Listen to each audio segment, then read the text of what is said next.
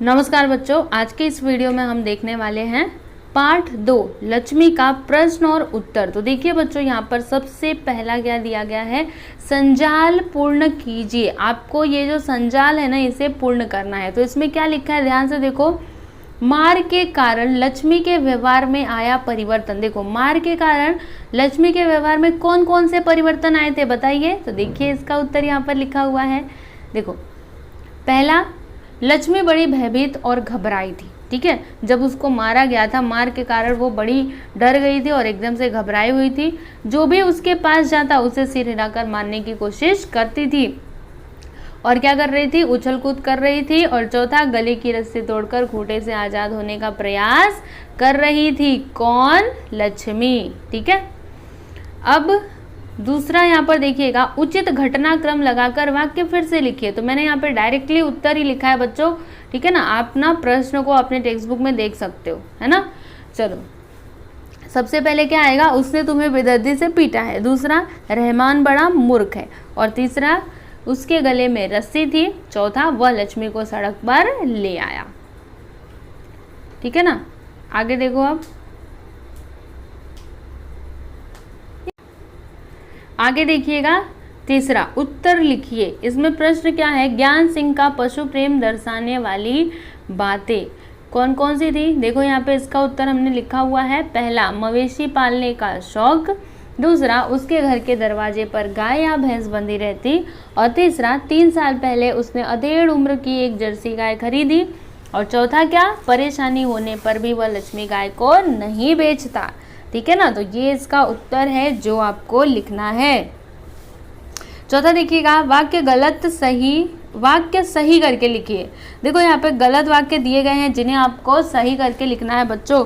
तो अगर आपने इस पार्ट को पढ़ा रहेगा तो आप समझ जाओगे कि कौन सा वाक्य कहाँ पर गलत है और उसको सही करके लिख दोगे। इसलिए पार्ट पढ़ना बहुत ही जरूरी होता है। समझ में आया ना। तो चलो देखते हैं यहाँ पर। पहला क्या है, करामत अली पिछले 4 सालों से गाय की सेवा करता चला आ रहा था। इसमें गलत क्या है, 4 नहीं, क्या आएगा यहाँ पर, 1 आएगा। देखो, करामत अली पिछले 1 साल से गाय की सेवा करता चला आ रहा था। ठीक है ना, इस तरह से आपको एक एक शब्द पहचानना है। दूसरा देखो, करामत अली को लक्ष्मी की पीठ पर रोगन लगाने के बाद इत्मीनान हुआ। अब इसमें गलत क्या है बच्चों, देखो इसमें गलत क्या है, यहाँ पे क्या है, इत्मीनान हुआ। और जो आपका पार्ट है उसमें क्या दिया गया है कि इत्मीनान नहीं हुआ। ठीक है ना, तो इसका उत्तर क्या है, देखो, करामत अली को लक्ष्मी की पीठ पर रोगन लगाने के बाद भी इत्मीनान नहीं हुआ। समझ में आया आपको। इस तरह से आपको ये वाला प्रश्न करना है। अब 5वां देखेंगे, तो निम्नलिखित मुद्दों के आधार पर वर्णन कीजिए। देखो बच्चों, यहाँ पे कुछ मुद्दे दिए गए हैं जिनके आधार पर आपको क्या करना, वर्णन करना है। ठीक है, तो करामत अली की गाय, उसका नाम क्या था, तो लक्ष्मी। नाम क्या था बच्चों, लक्ष्मी। उम्र क्या थी, अधेड़ उम्र। नस्ल कैसी थी, जर्सी। स्थिति कैसी थी, बूढ़ी हो जाने के कारण अब दूध देना बंद कर दिया था। किसने, लक्ष्मी ने। ठीक है ना, समझ में आया आपको। चलो आगे देखो। छठा है, कारण लिखिए। आपको कारण लिखना है। इसमें पहला प्रश्न है कि करामत अली लक्ष्मी के लिए सानी तैयार करने लगा। इसका उत्तर क्या होगा बच्चों, देखो, सुबह से रमजानी या रहमान किसी ने भी लक्ष्मी को चारा दर्रा कुछ भी नहीं दिया था। लक्ष्मी बहुत भूखी थी, इसलिए करामत अली क्या कर रहा था, लक्ष्मी के लिए सानी तैयार करने लगा। अगला देखें, तो अगला प्रश्न क्या है, रमजानी ने करामत अली को रोगन दिया। तो इसका उत्तर देखो, रहमान के मारने के कारण लक्ष्मी की पीठ पर चोट आई थी, इसलिए तो उसने क्या दिया था, रोगन दिया था। अब तीसरा यहाँ पर देख लो, रहमान ने लक्ष्मी को इलाके से बाहर छोड़ दिया। तो इसका उत्तर क्या है, देखो, लक्ष्मी ने दूध देना बंद कर दिया था और गरीबी के कारण लक्ष्मी को अपने साथ रखना परिवार वालों के लिए मुमकिन नहीं था, इसलिए वह उसे आज़ाद करना चाहता था।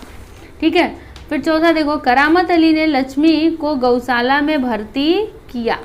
तो इसका उत्तर देख लो, सुबह से रमजानी या रहमान किसी ने भी लक्ष्मी को चारा दर्रा कुछ भी नहीं दिया था।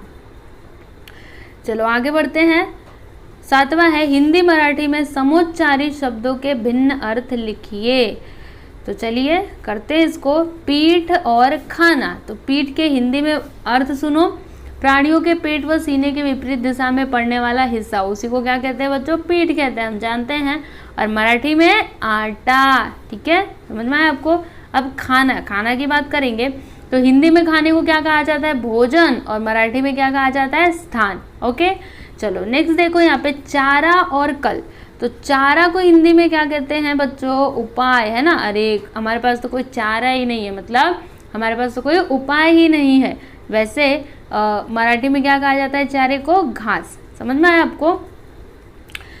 फिर कल है ना, हाँ कल, तो हिंदी में क्या कहा जाता है? आने वाला दिवस, उसको कल कहते हैं। और मराठी में रुझान या फिर प्रवृत्ति। ओके, नेक्स्ट अभिव्यक्ति।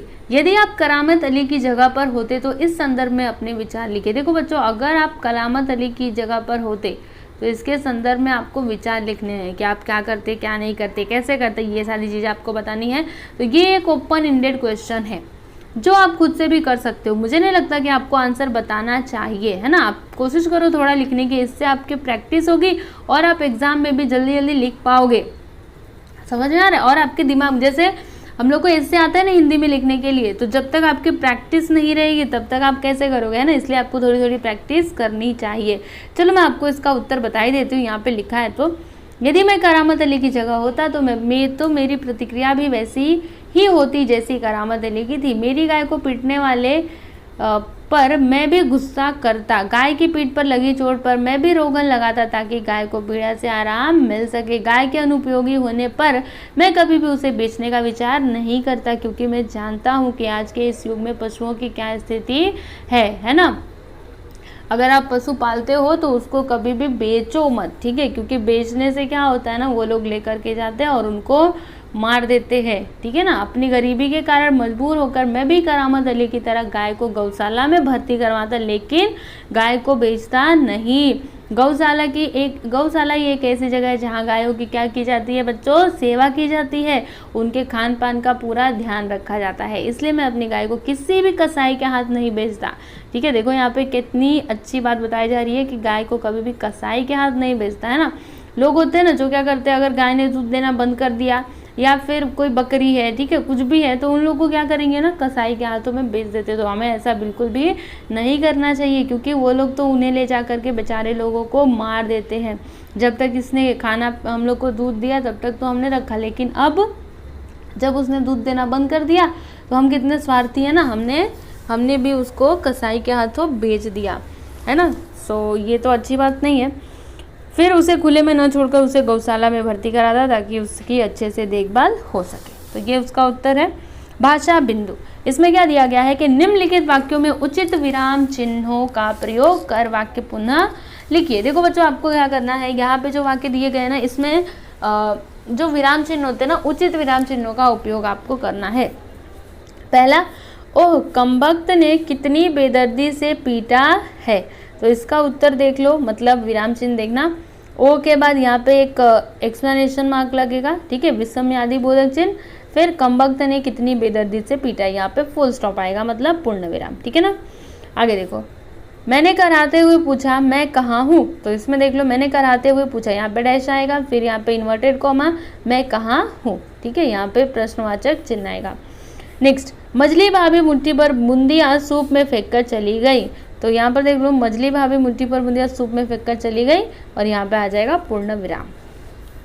अगला, बड़ी बेटी ने ससुराल से संवाद भेजा है, उसकी ननद रूठी है मोती की शीतल पार्टी के लिए। तो देखो यहाँ पे क्या आएगा, कॉमा, और यहाँ पे कॉमा, और यहाँ पे फुल स्टॉप। नेक्स्ट, केवल टीका, देखो टीका के बाद ये आया, फिर नथुनी और बिछिया रख लिए थे। उसके बाद छठा, ठहरो मैं माँ से जाकर कहती हूँ इतनी बड़ी बात। तो ठहरो के बाद एक्सप्लेनेशन मार्क आएगा, मतलब विस्मयादि बोधक चिन्ह। फिर मैं माँ से जाकर कहती हूँ इतनी बड़ी बात। आगे देख लीजिएगा, तो टांग का टूटना, यानी सार्वजनिक अस्पताल में कुछ दिन रहना, ठीक है। तो यहाँ पर इस तरह से आपको चिन्ह लगाना है। 8वां, जल्दी जल्दी पैर बढ़ा। तो जल्दी जल्दी पैर बढ़ा पूरा लिख दीजिए और लास्ट में लगा दीजिए पूर्ण विराम, ठीक है ना।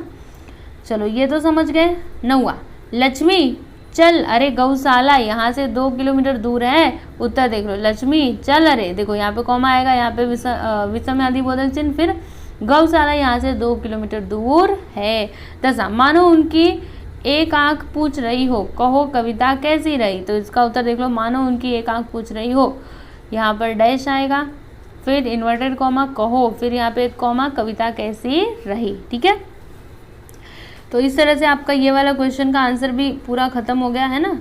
उसके बाद अगला क्या है कि निम्नलिखित विराम चिन्हों का उपयोग करते हुए 12-15 वाक्यों का परिच्छेद लिखिए। आपको विराम चिन्हों का उपयोग करना है और फिर 12-15 वाक्यों का परिच्छेद लिखना है। ठीक है ना, तो इसका उत्तर यहाँ पर लिखा गया है। देखो इसमें विराम चिन्हों का भी उपयोग किया गया है, जो मैं आपको दिखा देती हूँ। आप इसका स्क्रीनशॉट ले सकते हो, ठीक है ना, और फिर बाद में बैठ करके आराम से लिख सकते हो और इसको पढ़ सकते हो। चलो ये तो हो गया। अब यहाँ पे बात करेंगे हम उपयोजित लेखन की। तो इसमें क्या दिया गया है कि किसी पालतू प्राणी की आत्मकथा लिखो। देखो बच्चों, आपको क्या करना है, कोई भी एक पालतू प्राणी लेना है, ठीक है, आत्मकथा लिखनी है उसकी। अब ये आत्मकथा होता क्या है वो मैं आपको समझा दूँ। जैसे हम अपने बारे में बताते हैं ना, आत्मकथा मतलब क्या, अपने बारे में बताना। ठीक है, जैसे आप अपने बारे में जब बताने लगो तो वो क्या हो जाएगी, आपकी आत्मकथा हो जाएगी। उसी तरह से आपको मतलब समझिए किसी कुत्ते की आत्मकथा आपको बतानी है। ठीक है, यहाँ पे तो मैंने कुत्ते की ली। हाँ, यहाँ पे देखो कुत्ते की ही आत्मकथा लिखी हुई है, लेकिन मैं आपको आत्मकथा मतलब बता देती हूँ। जैसे एक कुत्ता है, ठीक है, तो वो आपको अपनी आत्मकथा सुनाएगा। तो मैं पहले कैसे बड़ा हुआ, मतलब मेरा जन्म कहाँ पर हुआ, मेरा नाम क्या रखा गया, फिर मुझे किसने खरीदा, मैं किसके पास रहा, मेरा मालिक कौन कौन रहे, ठीक है, मैं क्या क्या करता था, कैसे घर की रखवाली करता था। इस तरह से देखो, जब हम आत्मकथा लिख रहे हो किसी पेड़ की, किसी पंछी की या फिर किसी जानवर की, तो उसको अपने ऊपर लेकर के सोचना है। जैसे मैं कुत्ता होता तो, ठीक है ना, मतलब कुत्ते की बात नहीं करूँगी मैं। जैसे कि पेड़ की भी बात करूँ तो मैं आम का पेड़, ठीक है, मैं हूँ आम का पेड़, मैं पहले छोटा सा था, धीरे धीरे मैं बड़ा हुआ। ठीक है, इस तरह से आत्मकथा लिखी जाती है। समझना है, पूरा जीवन इसमें लिखा जाता है कि मेरा पूरा जीवन कैसे बीता। ओके, क्लियर हुआ आपको। तो यहाँ पे मैंने एक कुत्ते की आत्मकथा लिखी है ना, कुत्ते की ही है। तो मैं आपको स्क्रीनशॉट आप ले लो, ठीक है ना, मैं आपको दिखा देती हूँ। आप चाहो तो इसको भी लिख सकते हो। इससे जब आप इसको पढ़ोगे तो आपको समझ में आएगा कि आत्मकथा एक्चुअली में होती कैसी है। वैसे एक बार समझ गए ना तो बस किसी के भी ऊपर आने दो, आत्मकथा आप लिख लोगे। आगे देखो, ठीक है बच्चों। तो यहाँ पर आपका पाठ 2 लक्ष्मी का प्रश्न और उत्तर समाप्त होता है। और मैं ऐसा उम्मीद करती हूँ कि आप लोग को मैंने जितने भी क्वेश्चंस बताए सब कुछ समझ में आए होंगे। लेकिन फिर भी अगर आपको कोई भी डाउट है तो आप मुझसे कमेंट करके पूछ सकते हैं। Okay, thank you.